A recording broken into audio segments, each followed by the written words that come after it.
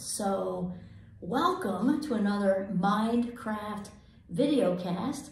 My name is Dr. Kimberly Quinn and I am here with Dr. Paula Viloque here in this, as you can see behind this gorgeous, gorgeous campus. And Paula is, I'm just so excited for this, a non-violent communication coach and trainer. So we're going to hear about what nonviolent communication is. You want to get us going? Sure. Thank you, Kim, for inviting me. I'm really excited to be here and to share about nonviolent communication. So the simplest way maybe is to say nonviolent communication is a particular framework for communication, for communicating with people, for us to communicate with each other, for groups to communicate. And it's a language. It has a certain structure. It has a certain vocabulary. So we approach communication in a certain way.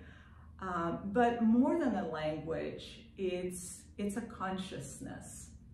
It's the intention and the consciousness with which we approach a dialogue with another person, any kind of dialogue, but very useful when we have difficult conversations or when we're talking about topics where people have very strong feelings. Nonviolent communication really helps us be in a frame of mind to listen deeply to what the other person is thinking and feeling about a certain topic. So active listening. Active listening. What I'm really hearing from you too. I know there are some certain, we have to cheat a little bit. I've got quite a list here. So objectives wise, can you tell us maybe, Paul, what are some of the objectives of nonviolent communication? Well, oftentimes when people are in a heated conversation, what do they want to do? They want to convince the other person that they're right. They want to change their mind.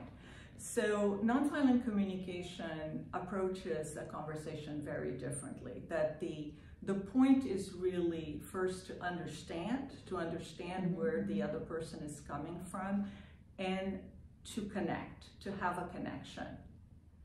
The point is not to agree. Right.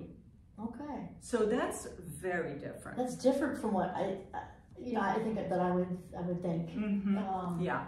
It's not about agreement at all. It's not about agreement. It's about curiosity. It's about really listening deeply. So not just active listening, but listening deeply. Listening with your full presence. Right. I don't know about you, but oftentimes when I'm listening to someone, I'm thinking about what I'm going to say next. So the training in nonviolent communication is to kind of quiet that part of the brain and really tune in and connect with the other person and have a curiosity about where they're coming from, rather than, ooh, what am I going to say next in response? Does that make sense? It makes a whole lot of sense. I'm just thinking, I couldn't help that my mind, Paul, went from the individual to kind of like the world. You know, if I'm thinking mediation, my mind's going all over the place. Yeah, mediation. Nonviolent communication is a really useful tool in mediation. There is a particular style of mediation that's based on nonviolent communication. Right. That really is effective in getting people to come together and to kind of get beyond that tension that prevents them from hearing each other. Wow. So yeah, that's right away where mine went. You got to undo that, and I'll just let me get it out. Excellent. Okay, so that and I know that from you because you sent me some. I did my homework here.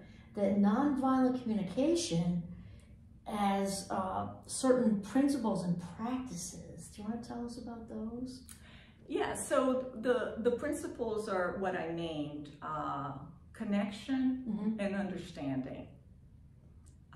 The practice is in sort of the use of a certain structure.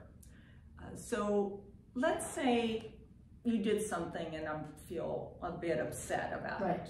And I want to have a conversation with you about it. So if I take a nonviolent communication approach, I'm going to do 4 things. I'm going to share with you an observation about what it is that I found upsetting. I'm going to tell you my feelings. I felt sad, or I felt surprised, or I felt confused, or I felt even angry. So observation, feelings. I'm going to try to convey to you my needs. What need was not met? Let's say you were late for a meeting with me, and I was upset. First I was worried. Then I was confused. Then I was upset.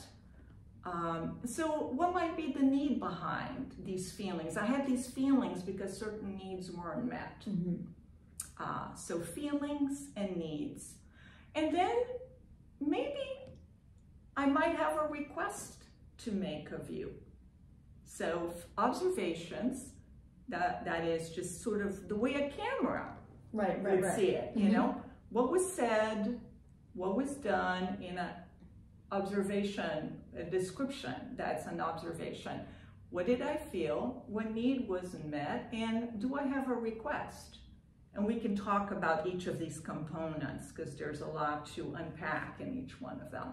But that's sort of the 4-step model. That's the sort of the basic structure of using nonviolent communication. Right. And I also, I've seen here before, so the empathy is a big component, right? Yes. Empathetic listening. Empathy is the basis of it. And Marshall Rosenberg, who was the sort of creator of this approach to communication, one of the principles for him is this belief, that human beings, deep down, ultimately, in our nature, we want to get along. Oh, totally. We want to make life more wonderful for ourselves and for others. So this listening we were talking about is listening with presence, is empathic listening, listening with care and curiosity. I like that you said listening with presence, right? Did you just say that? I said that. That's such a nice ring because it's visual. It's because, I'm very into mindfulness. Yeah. So to me, this is mindful listening. I'm in this minute. Yes. Right now. And there's nobody more important than you in this minute. I'm clued in, tapped in, tuned in, turned on, right here. That's right. Exactly. I love this. Well said. Well, I love this. Imagine, I just could this can only go good places with relationships. I wasn't trying to be cheesy when I said globally, because think of all the disconnect on a big level. I was being sincere, actually. And so there's a lot of this about being connected, especially in an age where there's so much disconnection, because I'm thinking out here in the States, we're very fast paced, right? Media saturated. Yeah, that's a good point. Media saturated. Yeah, slowing down is a big part of it. So if I really want to listen to you with full presence, I need to create some space for that.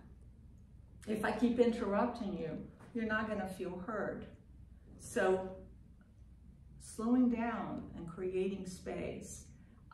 And there's something we say, like listening to people until the end of words. Listening until they've said everything that they had to say. So that's one component of it.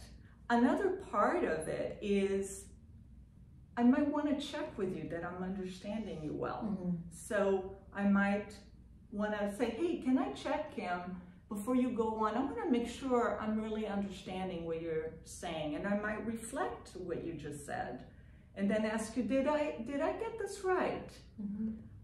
That does 2 things. One is I can check with myself that I am understanding you in the way that you mean, the way you want to be understood. And it also helps you, number 1, feel heard. And number 2, helps you hear whether you're actually conveying what you want to convey. And oftentimes when people hear a reflection, they say, well, wait, let me clarify. What I really meant to say is blah, blah, blah. So it really slows down the conversation.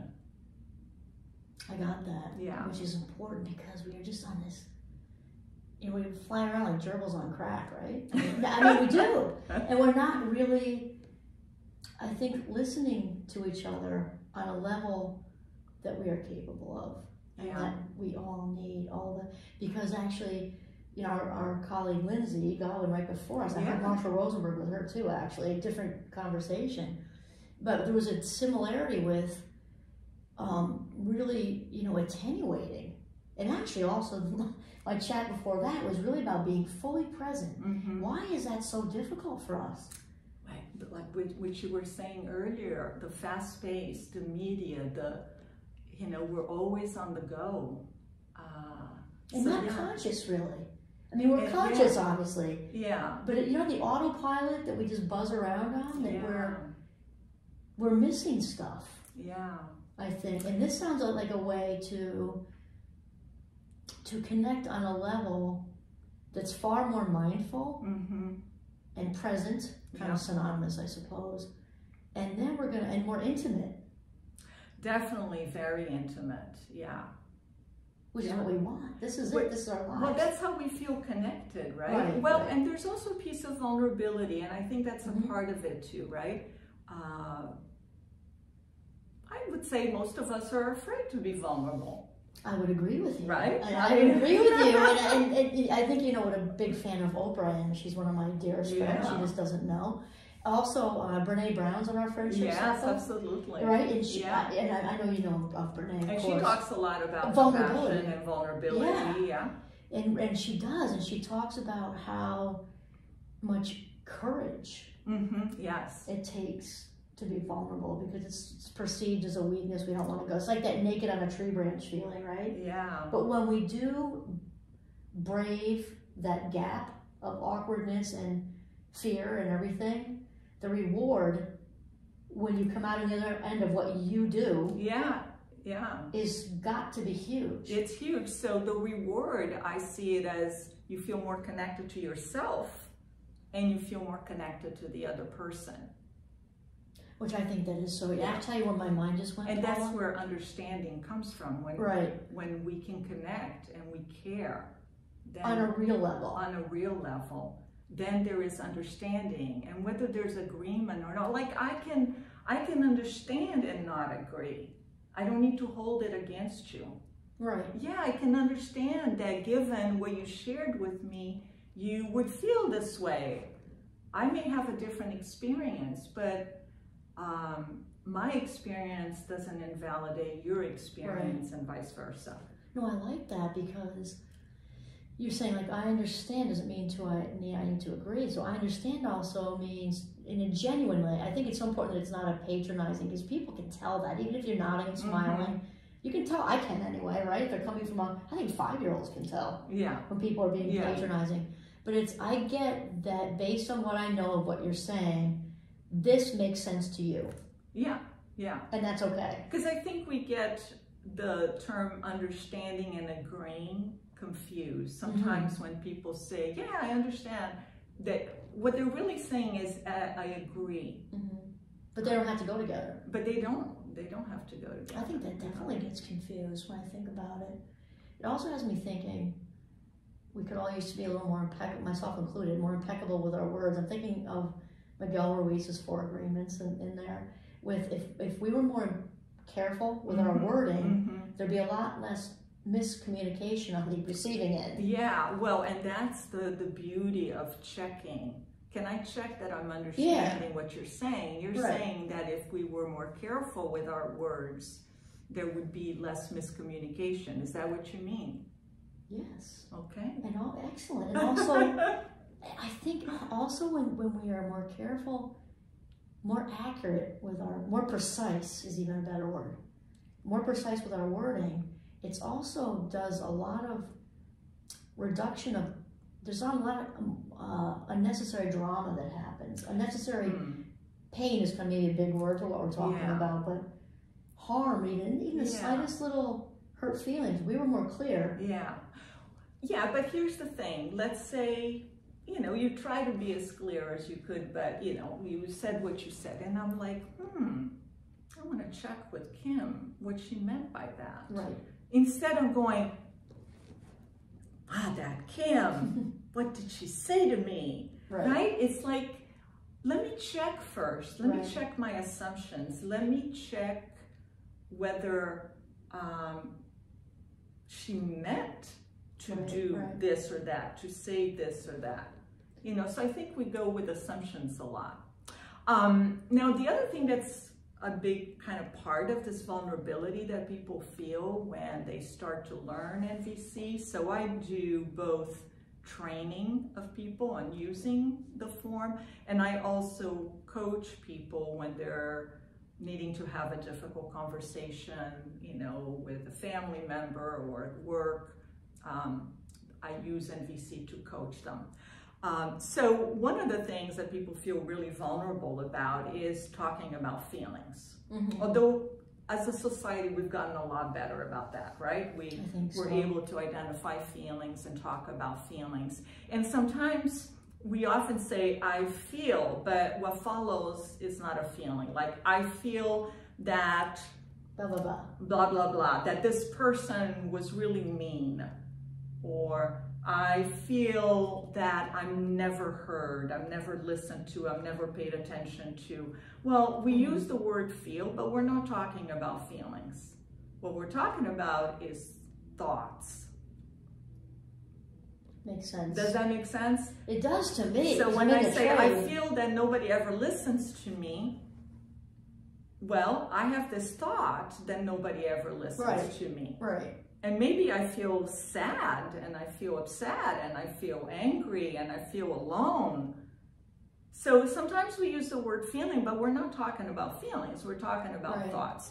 So in NVC training, we learn to notice, when am I having a thought, and when am I really connecting to a feeling?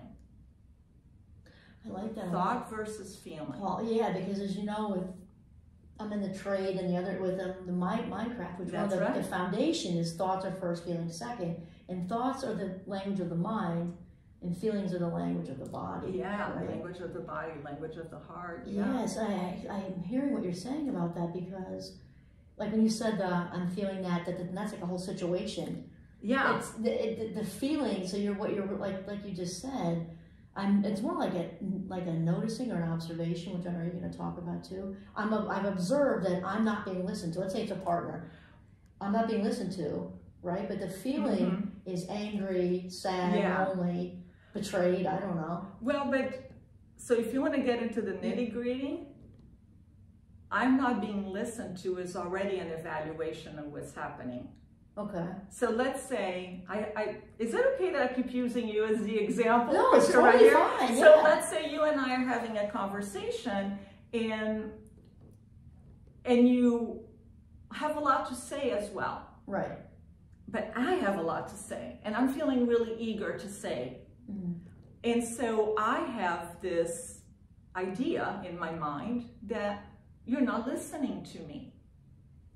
But if I were going to make the observation might say, Kim is talking for a long time. Right.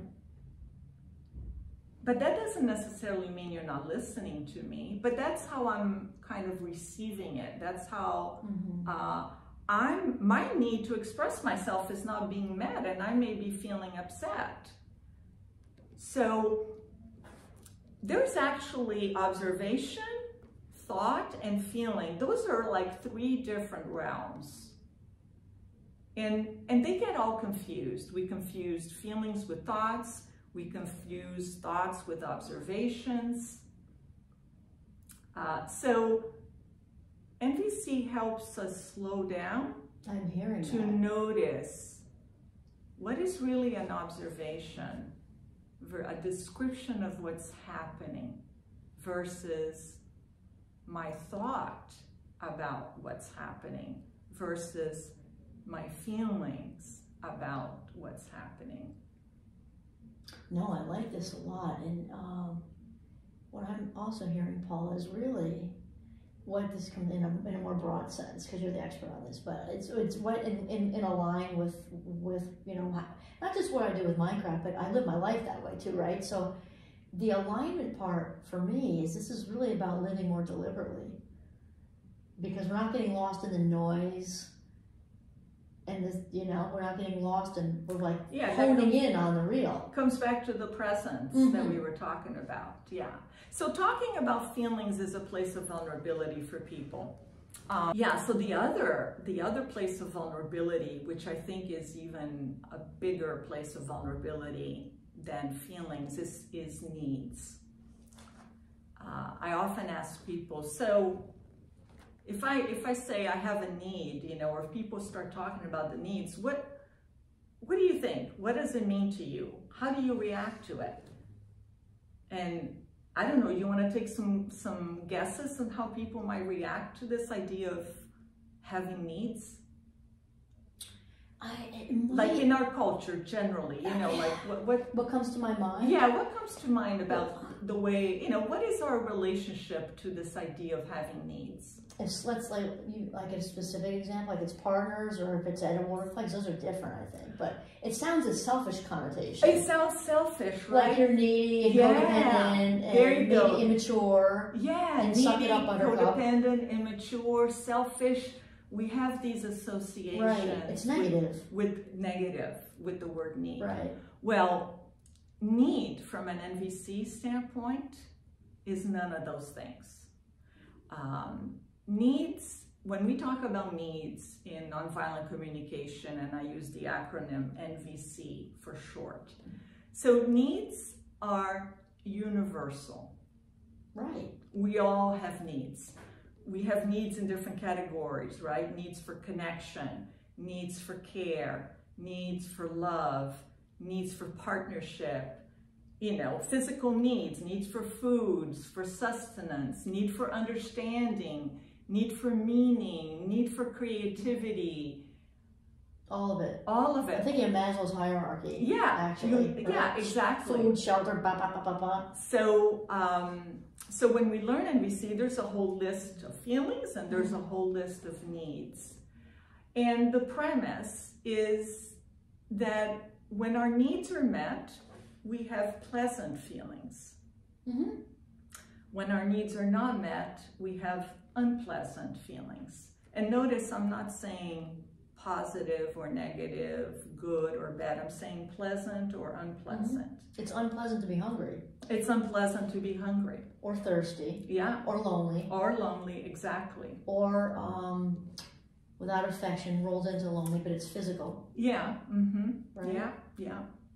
Yeah. And uncomfortable, maybe. And uncomfortable, yeah. Oh, because I think of discomfort, unpleasant, but I think of, like I think most people have been, obviously somewhat more than others, but I think we've all experienced a moment of hunger. Mm-hmm. And it's uncomfortable. It's uncomfortable. And all we can think about and we can feel it in our bodies. Yes, it's visceral. All we can think about is satiating that. We cannot take on anything else. Yeah. Well, until we take care of it. I love your example of hunger because that's such a relatable example. Mm-hmm. So let's say if I'm really hungry right now, and you know, my stomach is hurting, I'm preoccupied with my hunger, my need for food is not being met, it's hard for me to pay attention to what you're saying. I know that's true. So it's hard to be present when a need is unmet. No, that's definitely true. I'm thinking physical needs might be, like with Maslow's hierarchy, right? The bottom one with food and water and everything, we can't do anything. And then it goes up to like the transcendent stuff. And what do you think, Paula, too, about after, let's just say the physical needs are met, if we don't have the esteem needs, I'm thinking with the hierarchy or the, you know, the affection, I don't even mean romantically, with a friend, hugs, anything, like what happens when those needs aren't met relationally? So, you know, with the hierarchy of needs, we're talking about kind of needs in general, like needs for survival, let's say, needs for to be able to function in the world. Right. But we have needs all the time. Daily. Well, daily, hourly, minute by minute. Right. in a particular conversation, in an outing. So what about like needs, like I'm thinking workplace because we're sitting.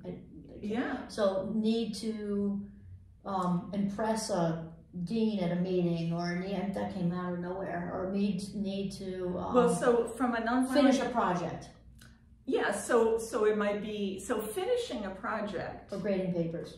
And grading papers and finishing a project from a nonviolent communication standpoint would not be a need. Okay. It would be a strategy to meet a need. Okay, all right. It would be the thing that I'm gonna do to meet a need.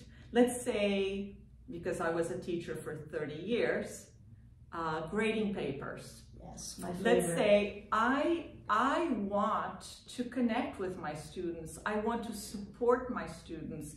I want to care for my students. And one way that I do that is by grading their exams, as you know, giving them their grades back, giving them their papers back right away.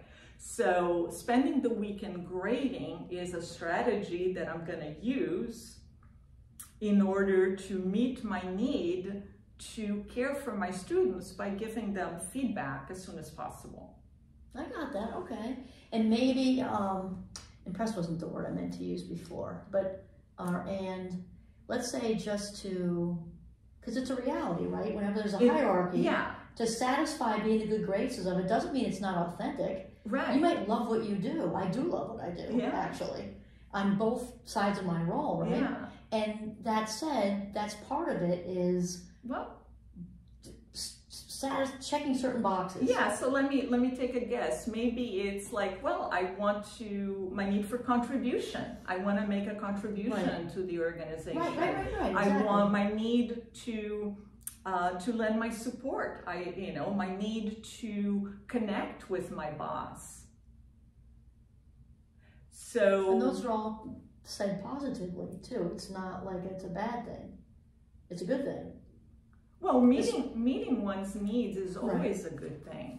Versus what other people think, though. Do you know what I mean? Like you're saying, because you separated and clarified for me that these other things like the grading the papers or meeting goes well with somebody who's considered in a power differential spot, let's just say that, because when we relate to everybody, right?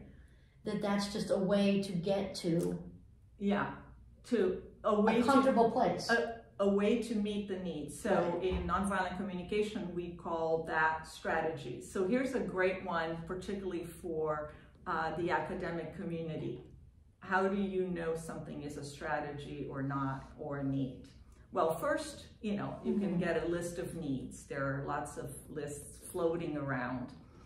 A strategy, the acronym for strategies is PLATO. You can remember that, PLATO. Oh, yeah. So, place is a strategy. No, people. I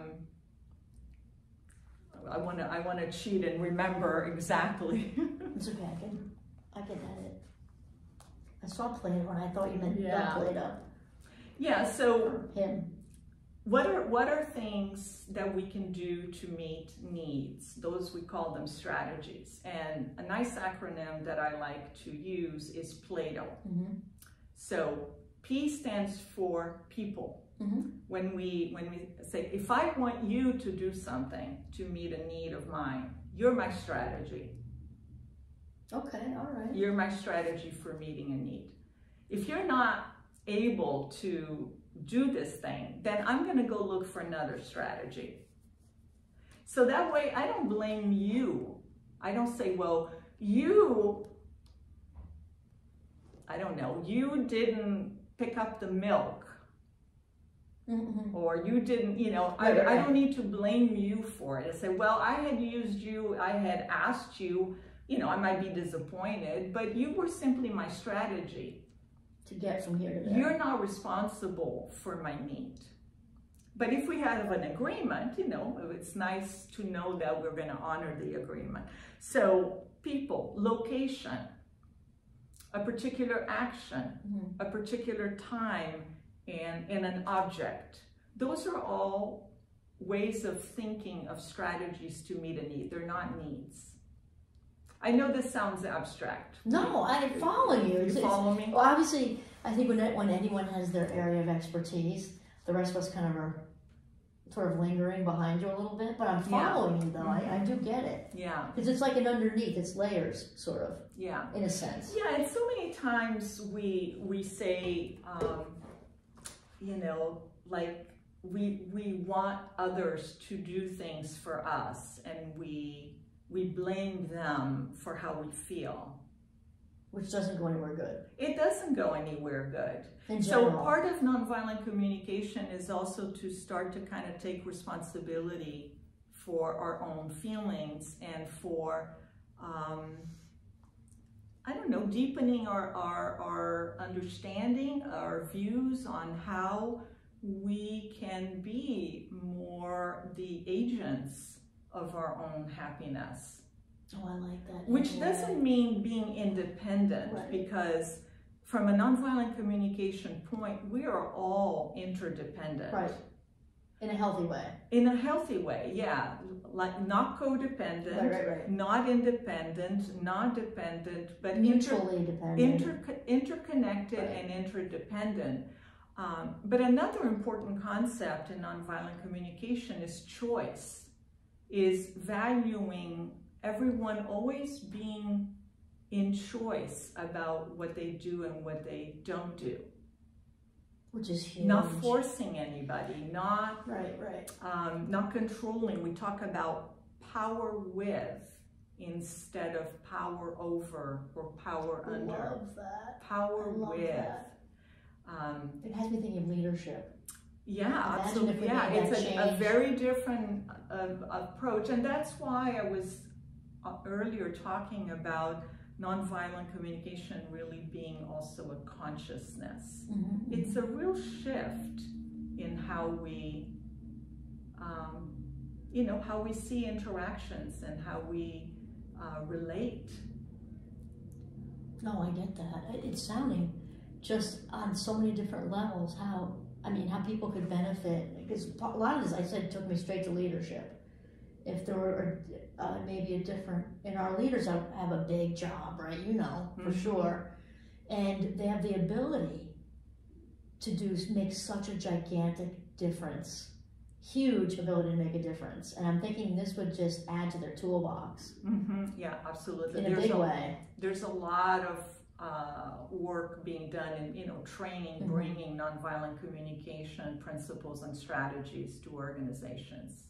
It just makes a whole lot of sense to me. And helping, I mean, if all of us, it's kind of utopia, you know, kind of utopic language, but if we all learned these strategies on the individual level and then group level, and then the power people, let's say that, in all different, you know, from powers of organizations to go the whole thing across the world, I just can't imagine. Yeah, the potential for transforming society, in my view, is huge. It's not easy. It's really simple to understand. But work. But it's work. It's hard work. Right. There's a process of kind of self-transformation that occurs. So it really is not easy. And when I go into a training situation, I want to make sure that I don't give people the impression that it's just a little magic wand that you wave. It takes a lot of work. It takes practice. It takes awareness. But it's super rewarding, and it's been absolutely transformative, you know, in my life, in the lives of others that I've seen. It seems like that's the way it is in general, Paula, too. Like I say to my anything Minecraft, worth doing. My Minecraft, and we say, what happens, I say this, maybe not every day, but most days. What happens when we practice anything? And I'll say things like playing soccer, playing the violin. I said robbing banks, and they laugh. Yeah. But whenever we practice, positive, negative, or anywhere in between, we get better. It's where our energy's going. Well, yeah, and you know, you're very interested, I know, in the work of the mind and, you know, neurobiology and so, and in the impact of compassion in kind of rewiring our brain and getting us to use our right brain much more than we normally, you know, do in the sort of world that we've operate in. So there is a kind of a rewiring of the brain that happens. There's a process of unlearning and a process of learning, and new neural pathways get created. You know, I could talk about neurons all day long. Yeah, I know it's one of your favorite topics. Because as you know, as I say, cliche, neurons that wire together, fire together. That's right. So the more we practice, repeat, the brain loves to practice, repeat. Yeah. We practice the non-violent way of communicating, and then the other part, if we don't use it, we lose it. Usually that's said in a negative, like if you take the piano lessons, but you don't play it, you forget, right? But in a good way, when we don't use it, we lose it can be good. When have unhealthier ways of communicating, or negative thinking, let's just say. Yeah, when we cease that, those were habits that we developed, right? It's pruned, and it goes away. Yeah. So I mean, I love how this can work, where we can prune away the old, not so good ways of communicating. Yeah. And enter in the being, I forgot how you said this, so very eloquently, being, the presence. And we sort of practice being present. Then it also becomes easier to be present. Yes, that's right. So I'm thinking, I see you've got some fun toys over there. Do you want to tell us what those are about? Yeah, do you want to meet my friends? I do want to meet your friends. Well, okay, I want to introduce you first to the giraffe. Excellent. Hi, giraffe. Do you have a name? Just giraffe. Just giraffe. Just giraffe. Yeah, so the giraffe is one of the symbols, the symbol in nonviolent communication for listening with compassion, listening and speaking with your heart. And the story goes that Marshall adopted the giraffe as the sort of mascot, if you will, because the giraffe in real life is the mammal with the biggest heart. I just learned that on this day when I'm a big fan. I thought you meant because they're quiet. There no vocal cords, right? But I didn't know that until right before this podcast. Yeah, so in nonviolent communication, we kind of use the expression, speaking giraffe. That means speaking without judgment, speaking in a, we might call authentic language of feelings and needs. Right. And we also talk about listening with giraffe ears. So if you approach me and say, Paula, I'm really upset about something, I want to talk with you. And I said, okay, I'm going to put my giraffe ears on. And I'm going to listen to you with my full attention, and I'm going to listen for, behind the words that you're saying. No matter what you say to me, I'm going to hear the feelings that you're trying to express, the needs that are not being met. And without judgment, right? And without judgment. So without judgment, without fixing, without giving advice. No fixing. Good. Without saying, oh, don't feel that way. Oops, that's not giraffe language. I'm going to take my giraffe ears off. So yeah, without pity, without... Just being present. Just being present. Yeah, just being fully present. So this is the giraffe ears. I love that. Now there's another kind of puppet. And this is Mr. Jackal. They're very cute. They're very cute. And oftentimes we use both. So what's the jackal? Well, the jackal is the shorthand for language that's judging, that's comparing, that's criticizing. But it's important to understand why we use jackal language. Behind all of this judgment, behind all of this jackal language, there's a need. There's a need that's not being met. So Marshall Rosenberg would say that jackal is the tragic expression of an unmet need. So it really is about caring for the jackal. Yeah, poor little jackal, what's going on? Are you feeling, and starting to take guesses about what's what's going on? What's behind all of that, you know, angry language, for example? Limbic system. Yeah. Language, behavior. Yeah. Language or behavior. You know, and the jackal is longing to be heard at that level.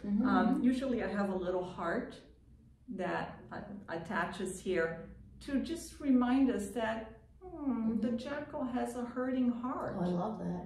Yeah. Yeah.